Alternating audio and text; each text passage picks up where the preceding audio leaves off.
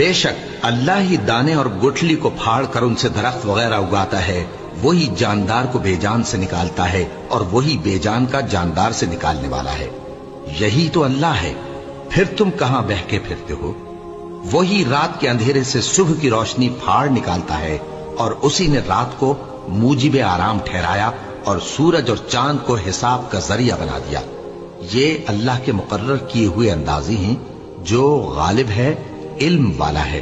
اور وہی تو ہے جس نے تمہارے لیے ستارے بنائے تاکہ جنگلوں اور دریاؤں کے اندھیروں میں ان سے رستے معلوم کرو۔ عقل والوں کے لیے ہم نے اپنی آیتیں کھول کھول کر بیان کر دی ہیں۔ اور وہی تو ہے جس نے تم کو ایک شخص سے پیدا کیا، پھر تمہارے لیے ایک ٹھہرنے کی جگہ ہے اور ایک سپرد ہونے کی۔ سمجھنے والوں کے لیے ہم نے اپنی آیتیں کھول کھول کر بیان کر دی ہیں۔ اور وہی تو ہے جو آسمان سے مے برساتا ہے، پھر ہم ہی جو مے برساتے ہیں اس سے ہر طرح کی نباتات اگاتے ہیں، پھر اس میں سے سبز پودے نکالتے ہیں اور ان پودوں سے ایک دوسرے کے ساتھ جڑے ہوئے دانے نکالتے ہیں، اور کھجور کے گاھے میں سے لٹکتے ہوئے گچھے، اور انگوروں کے باغ اور زیتون اور انار جو ایک دوسرے سے ملتے جلتے بھی ہیں اور نہیں بھی ملتے۔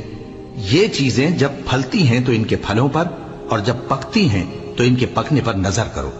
ان میں ان لوگوں کے لیے جو ایمان لاتے ہیں اللہ کی قدرت کی بہت سی نشانیاں ہیں۔